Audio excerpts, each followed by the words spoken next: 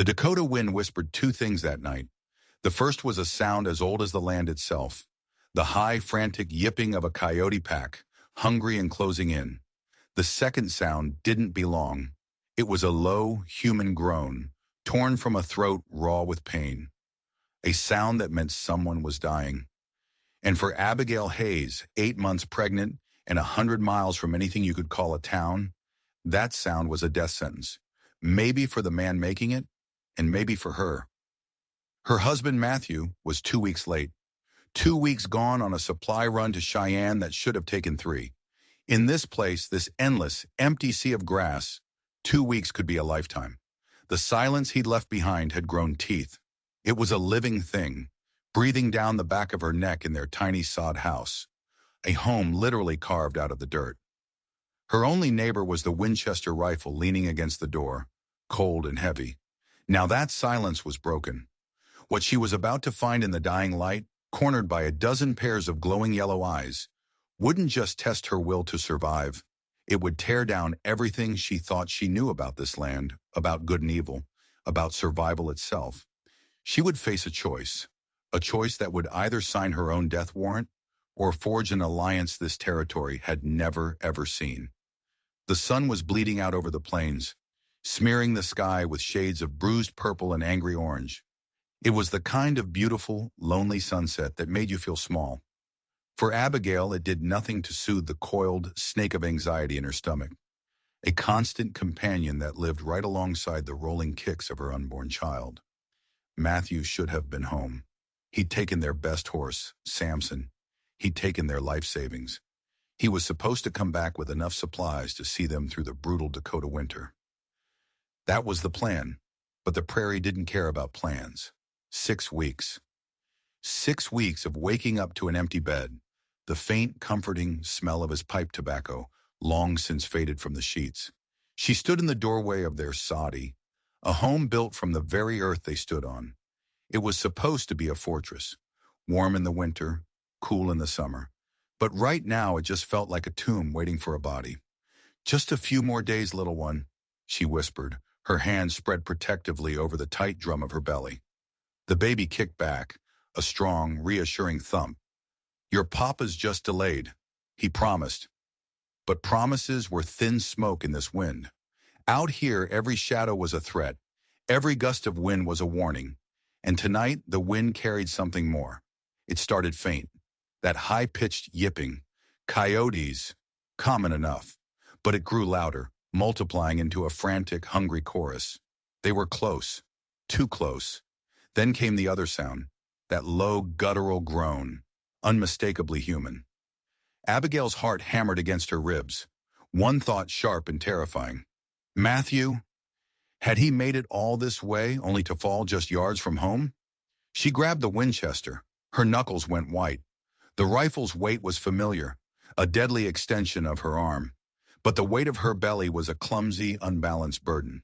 She slipped out of the soddy, moving with a practiced quiet, using the long shadows of the cottonwood trees near the creek for cover. The tall grass whispered against her worn dress, a sound like 1,000 tiny secrets being told. The coyote chatter was a frenzy now, a tight circle of noise just 200 yards away, near a rocky outcropping. Peering over a small rise, her breath caught in her throat. She saw them, a dozen of them at least. Gaunt, mangy frames darting in and out, a whirlwind of fur and snapping teeth. And in the center of their circle, they had something cornered. It was a man. He was on his back, trying to push himself up with one arm. The other hung at his side, limp and dark with blood. His clothes were tattered buckskin, and his long black hair was matted with sweat and dirt. He was Lakota, an Indian. Every warning she had ever heard, every whispered story of raids and massacres screamed in her mind. "They're savages, Abby. Kill or be killed." That's what the other settlers, the few she'd ever met, had told her. But what she saw wasn't a savage. She saw a man, wounded and alone, about to be torn to pieces. She saw the alpha coyote, a big scarred male, gather its haunches and lunge for the man's throat. And in that instant, something inside Abigail snapped. A primal instinct, hotter and fiercer than any fear she'd ever known. It was the mother instinct, the fierce, unthinking need to protect life itself. She didn't hesitate. She didn't think. She raised the Winchester to her shoulder, the familiar curve of the stock settling against her cheek. She didn't aim for the man. She didn't aim for any single coyote. She aimed just above them, at the rock face behind them. Crack! The shot was a thunderclap that tore the twilight apart. The bullet sparked off the rock, whining into the darkness. The coyote pack scattered, yelping in shock and terror, melting back into the prairie as if they were ghosts. Silence crashed down, heavy and absolute. The only sounds were the ringing in Abigail's ears and her own ragged, gasping breaths. The man on the ground pushed himself onto his one good elbow. He turned his head slowly, his eyes searching for the source of the shot. His gaze, dark and deep-set, found hers across the dusky expanse.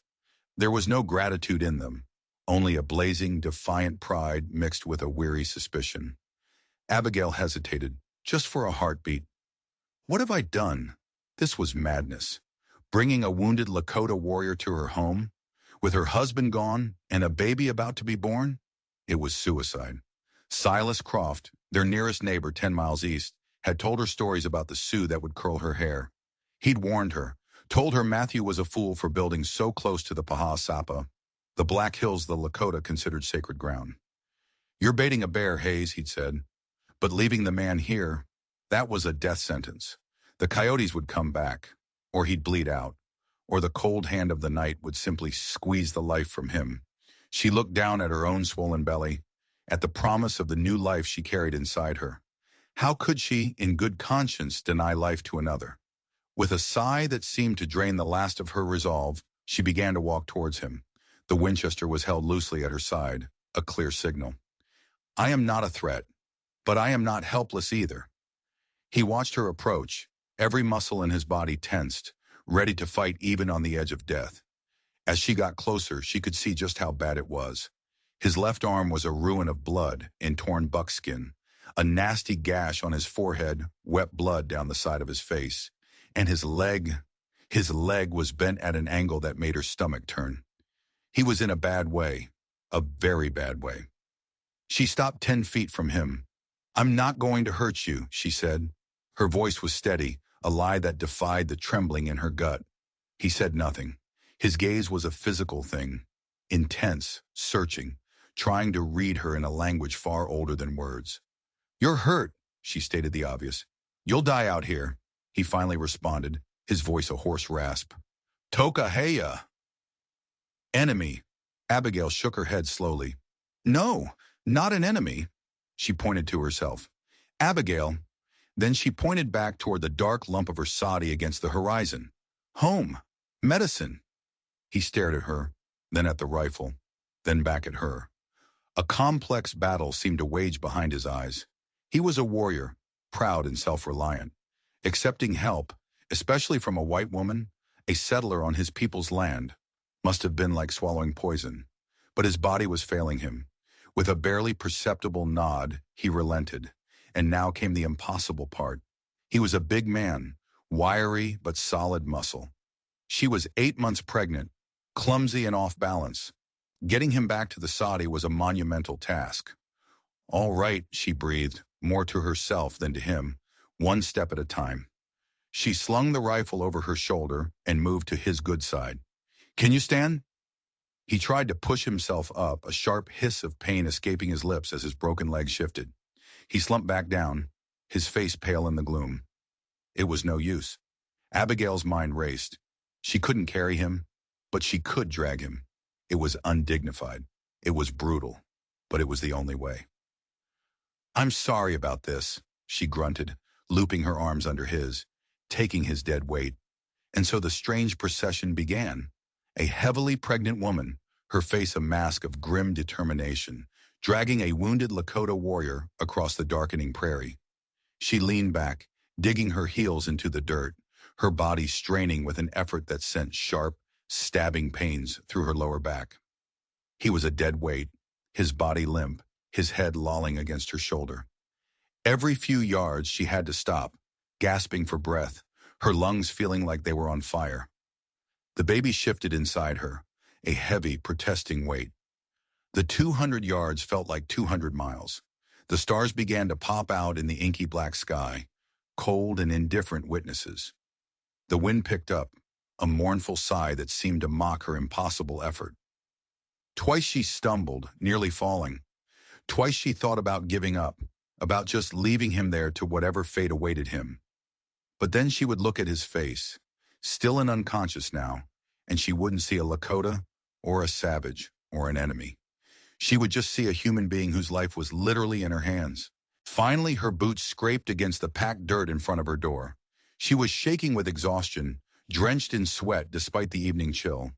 With one last agonizing pull, she dragged him over the threshold and into the dim, lamplit interior of her home. She collapsed against the door, slamming it shut and sliding the heavy wooden bar into place. The sound echoed in the small space, a sound of finality. She was safe. They were safe. For now. He lay on the dirt floor, a broken piece of the wilderness she had dragged inside her fortress. She looked at him, then at her own reflection in the small cracked mirror hanging by the stove. A wild-eyed woman, her hair coming undone, dirt smudged on her cheek, her dress stained with his blood. "Lord have mercy," she whispered into the silence of the room. "Matthew, what have I done?" The next 24 hours were a blur, a waking nightmare of primal, focused care. Abigail worked with the desperate efficiency of someone who had learned to be their own doctor, their own veterinarian, their own carpenter. There was no one else to call. There was no one else to help. She tore strips from one of Matthew's old work shirts for bandages. She boiled water in the big kettle over the fire, infusing it with yarrow, a tough, stringy plant her mother had taught her to recognize. "It staunches the bleeding, Abby. Remember that." She remembered. She painstakingly, carefully cleaned his wounds. The gash on his forehead was deep, but it was clean. The real trouble, the life or death trouble, was his arm and his leg. His arm was a disaster.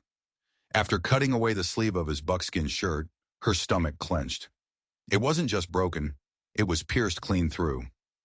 Lodged in the wound, ugly and black, was an arrowhead, an old iron one, the kind used by the Crow or the Pawnee. So he'd been in a fight with a rival tribe, not with settlers, not with soldiers. A small, strange knot of relief loosened in her chest. But the leg was worse, much worse. A compound fracture. The jagged, splintered edge of bone was pressing hideously against the skin, threatening to break through. She knew, with a sinking, hollow feeling, that setting a break like that was far beyond her skill. The best she could do was clean it, bind it as tightly as she could with splints she fashioned from floorboards she pried up from under her own bed, and pray. Pray that the infection didn't take hold. He drifted in and out of consciousness, a ghost in her house. He'd mutter in his own tongue, his body racked with a burning fever. In his delirium, he sometimes thrashed, his good arm flailing wildly. During one of these episodes, his eyes flew open and locked on hers. They weren't seeing her. They were seeing a threat. They were filled with the terror of a cornered animal. "Washi Chu," he snarled. The word was venom, a curse. She knew the word. It meant white person, and it was never, ever a compliment. "Easy now," Abigail soothed, placing a cool, damp cloth on his burning forehead. "You're safe. I'm not Washichu. I mean, I am, but I'm not your enemy." He stared at her, his breathing ragged and fast. Her calm, steady presence seemed to slowly douse the fire in his eyes. He relaxed just slightly, his gaze dropping to the swell of her belly. A flicker of something unreadable, curiosity, confusion, crossed his face before his eyes fluttered shut again. For 3 days this was their rhythm, a strange, silent dance of life and death. She tended his wounds. She forced sips of broth and water between his cracked, dry lips. She kept the fire burning, a beacon against the darkness, both outside and in.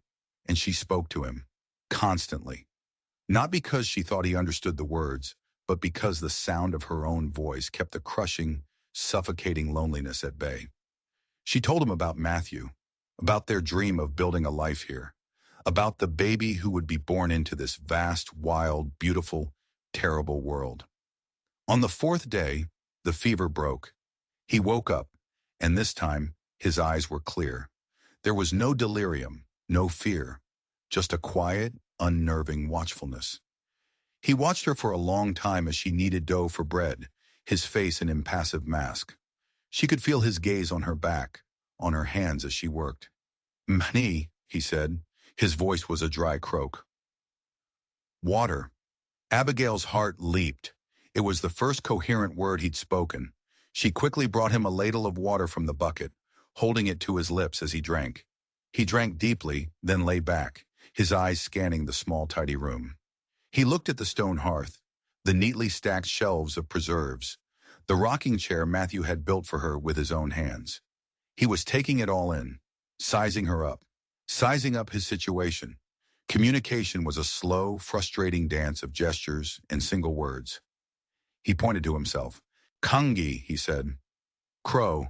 "Kangi," she repeated, the name feeling foreign on her tongue. She pointed to herself. "Abigail." He nodded. He was still weak, but his pride was a palpable force in the room. He tried to sit up, a grimace of pure agony flashing across his face as the movement jarred his broken leg. She gently pushed him back down. "No," she said firmly. "Stay." He understood. Over the next few days, a fragile, unspoken truce settled between them. He was a quiet, observant patient. He would watch her for hours and his gaze missed nothing. He watched how she carefully rationed their dwindling food supply. He watched how she would stop what she was doing and go to the window every hour, scanning the empty horizon for a sign of Matthew. He watched how she would sometimes pause her work, place a hand on her belly, and sing softly to the child within. A song with no words, just a low, gentle hum. She learned things about him, too. Not from words, but from observation. She saw the intricate, beautiful beadwork on his moccasins, which she had cleaned and set by the fire to dry. She saw the single eagle feather tied into his hair, a feather she had carefully cleaned and placed on the mantelpiece, sensing its importance. She saw the lean, powerful muscles of a man who lived a hard, physical life. This was no simple hunter. He was a warrior, and a respected one at that. One afternoon, he did something that changed everything. Using a piece of charcoal from the fire, he began to draw on the smooth, packed dirt of the floor. His good hand moved with a surprising grace and precision. He drew a buffalo, then a man on a horse with a lance, a hunt. Then he drew other figures, men with rifles, men wearing blue coats, soldiers. He drew them firing their rifles. And then he drew another figure, himself, falling from his horse. He'd been ambushed. A chill, colder than any Dakota wind, crept down Abigail's spine. He hadn't been fighting the Crow or the Pawnee. The arrowhead in his arm, it must have been an old wound. This new wound, the one that had nearly killed him, was from the cavalry. He hadn't just been in a fight. He was an enemy of the United States Army, and she was harboring him. This wasn't just dangerous anymore. This was treason. Before she could even begin to process this terrifying new reality, a sharp, loud rap on the door made them both freeze. Kangi's eyes widened. His good hand instinctively went to his side, searching for a weapon that wasn't there. "Stay quiet," Abigail hissed, her own heart pounding a frantic rhythm against her ribs. She threw a heavy wool blanket over him, concealing him in the dim corner of the room. Then she took a deep breath, smoothed her apron, and tried to force a calmness she did not feel into her face. She unbarred the door. Silas Croft stood on her doorstep. A wide, unsettlingly friendly smile was plastered on his face. He was a stout man with a weathered face and small, shrewd eyes that seemed to take in everything at a single glance. He held out a freshly plucked prairie chicken. "Figured you might be running low on fresh meat, Abigail," he said, his voice a little too loud, a little too hearty. "With Matthew taking his sweet time and all." "That's very kind of you, Silas," Abigail said, forcing a smile and taking the bird. Her mind was racing. How much did he know? Could he see anything? "I was just about to make some tea. Would you care for a cup?" It was better to have him inside where she could watch him than to have him snooping around outside. "Don't mind if I do," he said, stepping inside. His heavy boots thudded on the floorboards. His eyes swept the small room, lingering for a fraction of a second too long on the dark blanketed corner where Kangi lay hidden. Abigail's blood ran cold. He saw it. He had to have seen the lump. Place looks tidy as ever, Silas commented, settling his bulk into the rocking chair. Matthew's chair. It felt like a violation. Must be hard keeping up with things on your own, in your condition. I manage, Abigail said, keeping her back to him as she busied herself at the hearth, her hands trembling as she handled the kettle. Matthew taught me well. Oh, I'm sure he did, Silas said, and there was a strange, unsettling note in his voice. But this land, it's no place for a woman alone. Matthew was a fool to settle this far out. So close to the Sioux, I told him. You're putting a lamb in a wolf's den, I said. Abigail turned, her eyes narrowed. Matthew is a dreamer, not a fool. He believes there's room enough for everyone. Silas chuckled. It was a low, dismissive sound that grated on her nerves. Room enough? Tell that to the families massacred up by the Powder River. No, this land needs to be tamed, cleared out, made safe for folks like us. His gaze drifted around the room again, but this time it was different. It was the look of a man appraising property. It's a fine plot Matthew picked, though. Good water from that creek. Best grazing land in this whole valley. He was talking about her home as if it were already his. A cold dread, slick and oily, began to seep into Abigail's bones. This wasn't a friendly visit. This was an assessment. Have you heard anything? She asked, her voice barely a whisper. Any news from the trail? From Cheyenne? Silas's friendly smile faded completely. He leaned forward, his expression shifting to one of practiced phony sympathy. Nothing reliable, Abigail. Just traveler's gossip. The trail's been hard this season. Early snows in the passes and trouble. What kind of trouble? Indian trouble, he said gravely. Arapaho, they say, hitting supply wagons. It's probably nothing. Matthew's a tough man. He can handle himself. He was lying. She could feel it. She could see it in the way his eyes wouldn't quite meet hers. The way he stressed the word Arapaho. He was planting a story, a convenient, neat explanation for why Matthew would never be coming home. Under the blanket, Kangi was unnaturally still. He couldn't understand the words, but he could read the tension in the room as well as any tracker could read a trail. He could hear the low menace in Silas's voice, the forced calm in Abigail's. After what felt like an eternity of strained small talk, Silas drained his cup and stood up. Well, I best be on my way. Got fences to mend. At the door, he paused and turned back, his fake smile returning. You let me know if you need anything, Abigail. Anything at all. It's not right for you to be out here all alone. The moment the door closed behind him, Abigail shot the bolt and sagged against it, her body trembling with a violent, uncontrollable shudder. She looked over at the corner. Slowly, Kangi pushed the blanket off. His face was grim. He had understood nothing, and yet he had understood everything. He pointed towards the door. Then he made a motion with his hand, a sinuous, slithering movement through the air, like a snake moving through tall grass. He then pointed in the direction of Silas Croft's ranch. Abigail nodded, her eyes wide with a dawning, horrific understanding. The coyotes weren't the only predators circling her home. The real danger, the true monster of the prairie, didn't have fangs and claws. It had a friendly smile and a greedy heart, and she had just invited it into her house. The days after Silas Croft's visit were shrouded in a new kind of fear. It was no longer the shapeless, what-if fear of the unknown prairie. It was the sharp, specific terror of a known threat. Abigail saw Silas's shadow in every flicker of the lamp. She heard his false, hearty voice in the howl of the wind. She and Kangi were prisoners, trapped together in the tiny sod house, bound by his injuries and her terrible secret. But something had shifted between them. She was no longer just his caretaker, and he was no longer just her patient. They were allies. Two people from different worlds, united against a common enemy who wore a neighbor's face. The language barrier was still a wall between them, but they started building a bridge made of gestures, of shared glances, of a mutual understanding forged in vulnerability. Kangi's strength began to return. He could sit up on his own now, his back propped against the sod wall. The fever was gone, and the healthy color was returning to his face. And with his returning health came a deep, profound restlessness. He was a man of the open sky, of endless horizons, and the four walls of the soddy were a cage. He would stare for hours at the small sliver of prairie visible through the single window. His expression a mixture of longing and frustration. He began to teach her. Using the feathers from the prairie chicken Silas had brought, an irony so bitter it almost made Abigail laugh, he showed her the proper way to fletch an arrow. He demonstrated how to create a powerful bowstring from sinew, gesturing to the tendons in his own good arm.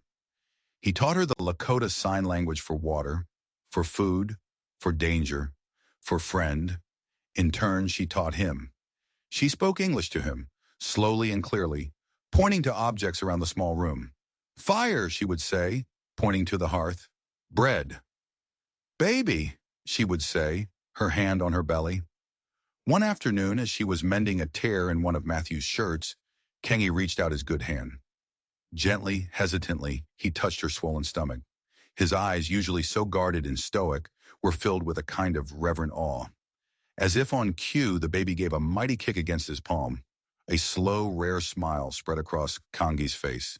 It transformed his features, erasing the hard lines of pain and suspicion, making him look younger, almost boyish. He looked from her belly to her eyes, and in that moment, a profound understanding passed between them that needed no words. He wasn't just a warrior. He was a man who understood the sacredness of new life. And she wasn't just a white woman. She was a mother, a creator.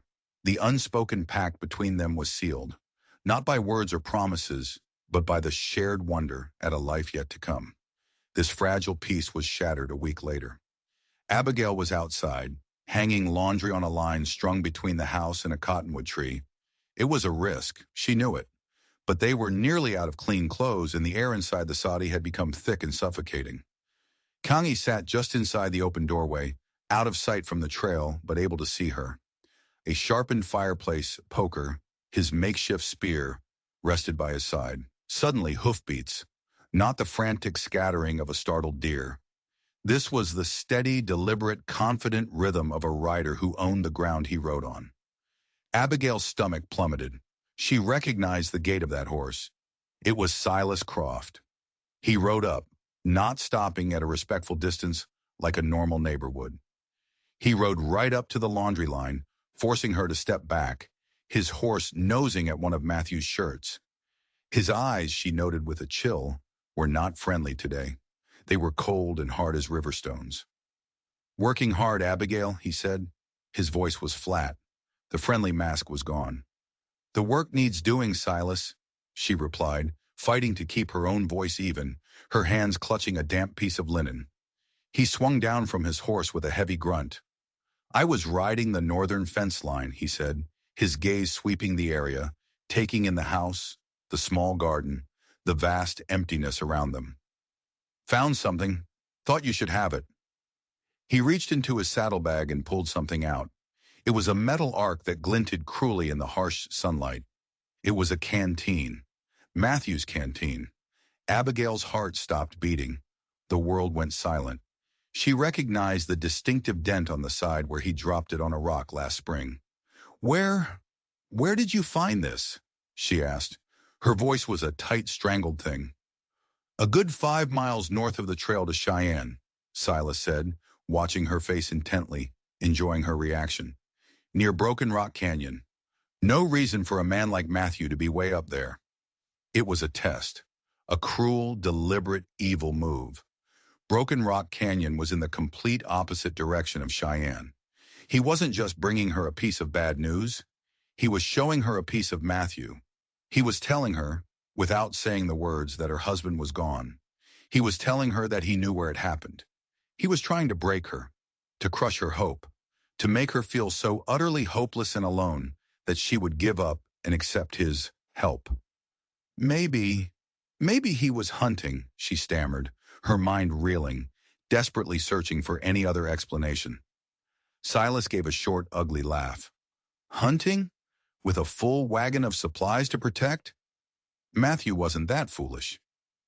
He took a step closer, invading her space. Face it, Abigail. He's gone. Something happened to him out here. This land, it swallows people up. From the doorway, Kenny watched. His knuckles were white where he gripped the poker. He saw the canteen. He saw the predatory gleam in Silas's eyes. He saw the color drain from Abigail's cheeks. He understood. This was an escalation, a direct threat. You should sell this place, Abigail, Silas continued, his voice dropping to a low conspiratorial tone, as if he were doing her a favor. I'll give you a fair price, enough to get you back east to your family. You can't raise a child out here, not alone. This is my home, Abigail said, and her fear was suddenly burned away by a flare of cold, defiant anger. Matthew will be back, and we are not selling. Silas's face darkened into an ugly mask of rage. For a terrifying second, she thought he was going to strike her. The air crackled with unspoken violence. Have it your way, he spat, his voice dripping with venom. He threw the canteen to the ground at her feet. It landed with a dull, hollow thud. But don't come crying to me when the wolves are at your door, the four-legged kind or the two-legged kind. He swung himself back onto his horse and galloped away, leaving Abigail standing amidst her flapping laundry, trembling not with fear, but with a white-hot rage. She bent down and picked up the canteen, clutching it to her chest. It was just cold, inert metal, but it felt like the last piece of her husband she would ever hold. Tears finally streamed down her face, tears of grief and fury. She went back inside, barring the door behind her. Kangi looked at her, his face a mask of deep concern. He saw the canteen in her hands, the tears on her cheeks. He knew. He took the piece of charcoal again. On the dirt floor, he drew the snake in the grass that represented Silas. Then he drew a figure of a man on a horse, Matthew. The snake struck the man. The man fell. Then Kangi drew the snake coiling itself around a drawing of her house. There was no ambiguity, no room for doubt, no more pretending. Kangi was telling her what she already suspected in the deepest, darkest corner of her heart. Silas Croft hadn't just found Matthew's canteen. He was the reason Matthew was gone forever. He had murdered her husband for this patch of dirt, for this sod house, for this creek. Abigail sank into the rocking chair, pressing the cold canteen to her belly. The gentle rolling motions of her baby were no longer just a comfort. They were a call to arms. She wasn't just a grieving widow anymore. She was a mother with a child to protect, a home to defend, and a murder to avenge. She looked up at Kangi. He met her gaze, his dark eyes steady and resolute. He gave a single sharp nod. The unspoken pact was now a pact of war. They were no longer just survivors. They were the guardians of this small, sacred space, and they would stand together against the serpent.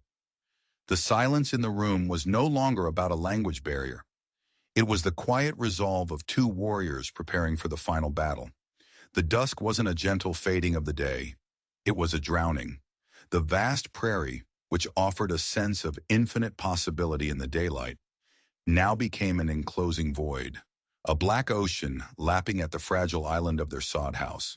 The silence inside was a physical thing, heavier and more suffocating than the thick turf walls. Every sound was magnified into a portent of doom. The soft hiss of the tallow lamp, the settling groan of the roof beams, the frantic, terrified thumping of Abigail's own heart. She sat on a low stool, the Winchester 73 lying across her lap. The rifle's wood was smooth and cool, a familiar anchor in a world that had come unmoored. She had checked its load twice, then a third time. The brass casing of the chambered round seemed to hold a tiny, captured piece of the sunset. Her hands were steady, a feat of sheer willpower that defied the trembling deep within her core. Beside the rifle on the small table, her father's old Colt revolver lay like a sleeping serpent, its dark metal promising a quicker, more intimate kind of violence. Across the room, Kangi was a statue carved from shadow.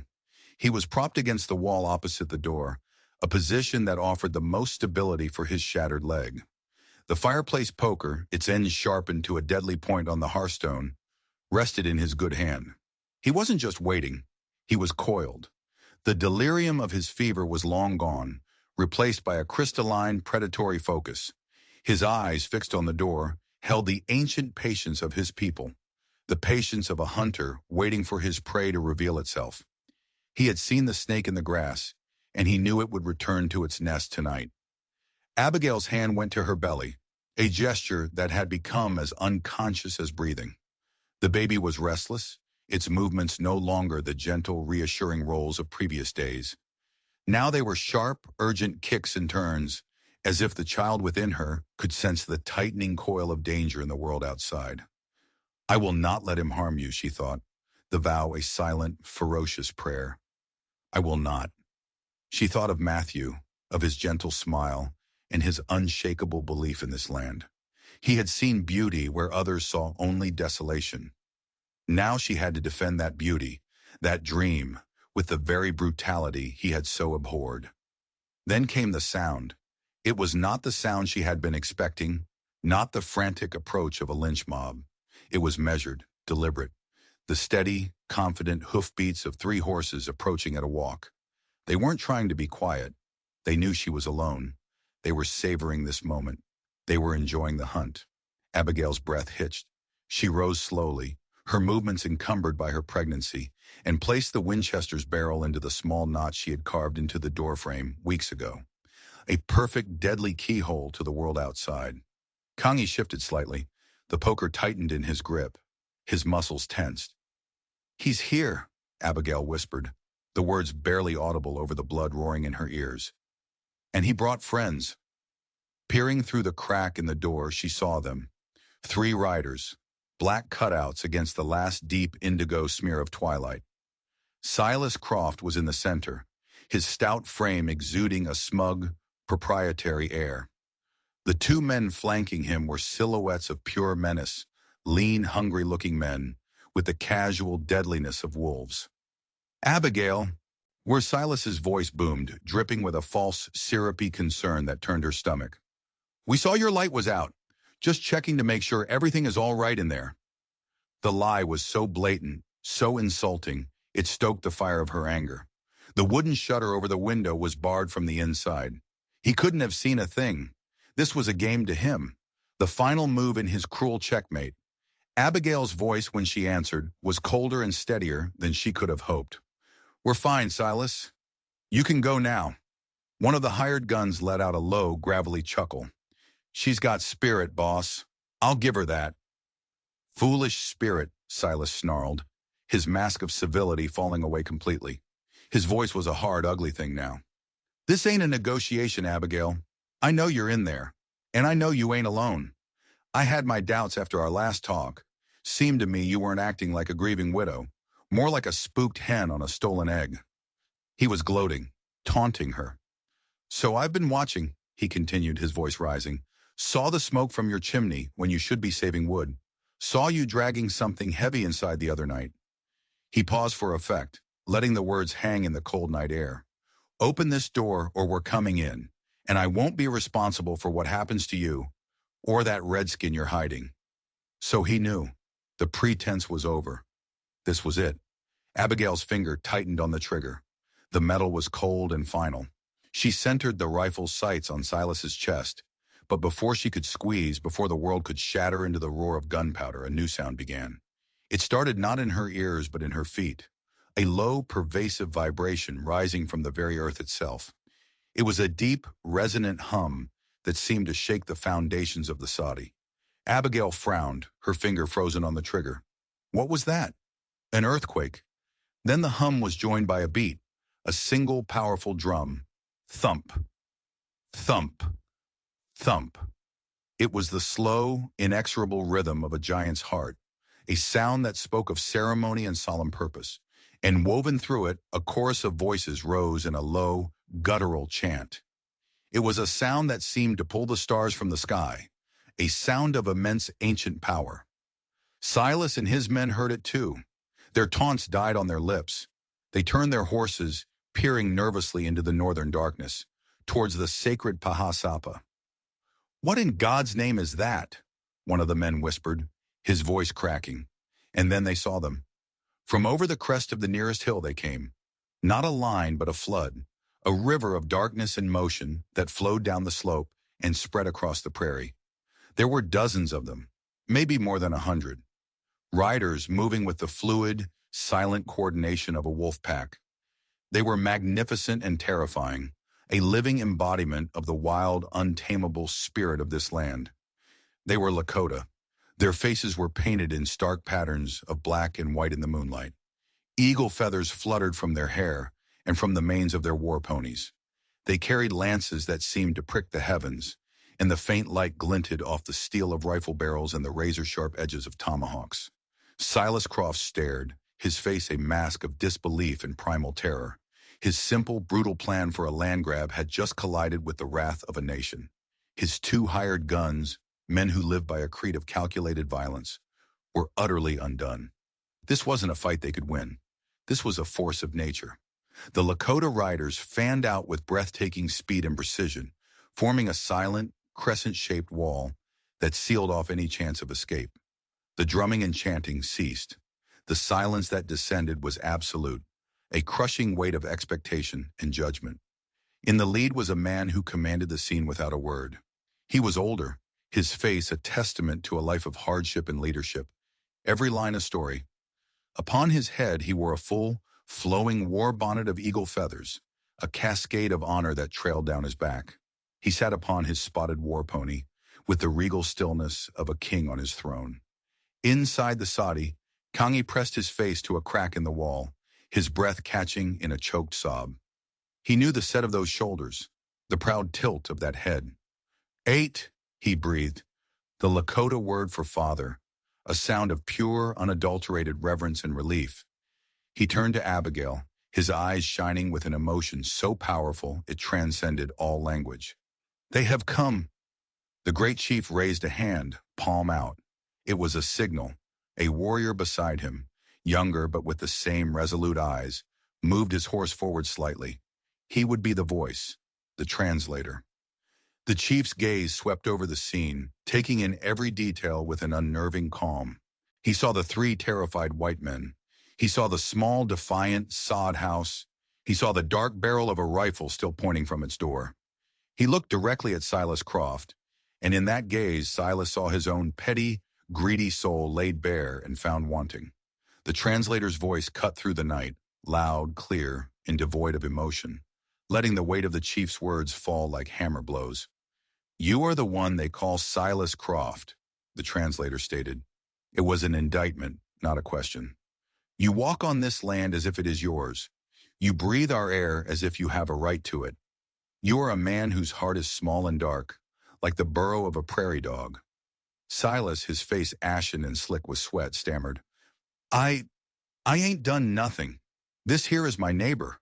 I was worried for the widow." The chief spoke again, a low rumble of Lakota. The translator's voice followed. "You speak the word neighbor, but you come with hired guns.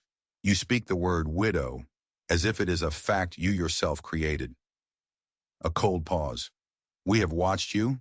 The eagle sees much from the sky, and my scouts see much on the ground. They saw you many weeks ago, near the place called Broken Rock Canyon. They saw you follow the other white man.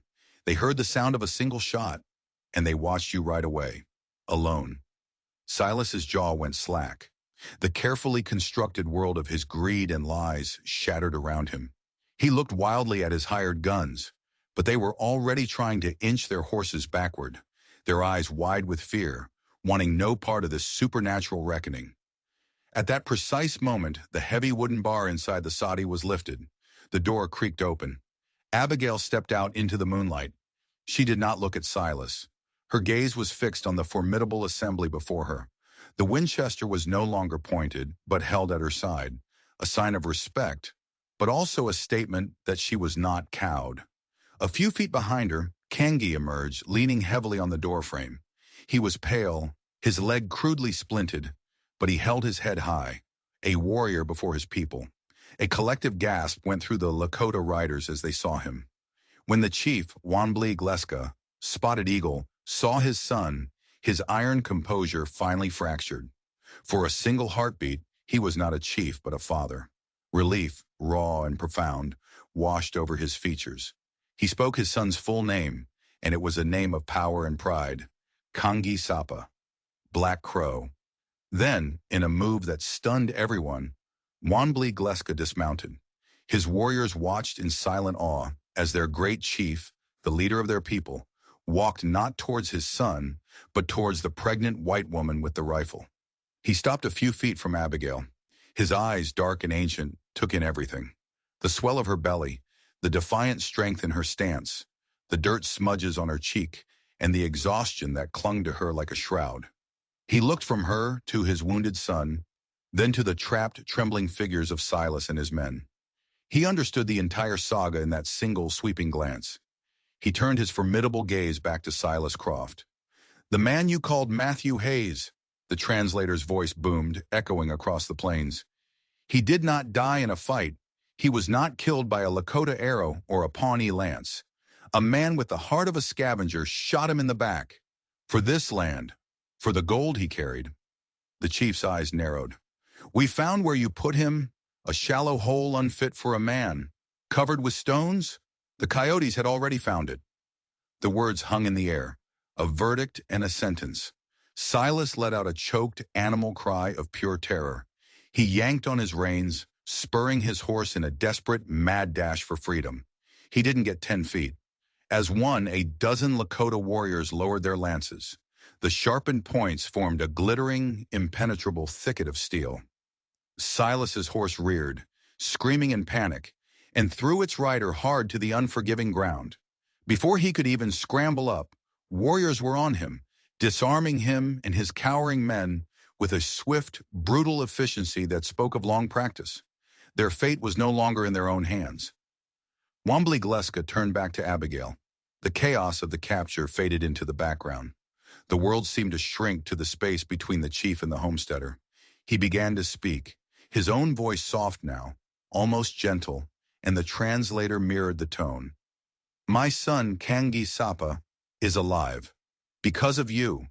The blood of his grandfather, a great holy man, flows in his veins. That bloodline, that future, you have saved it.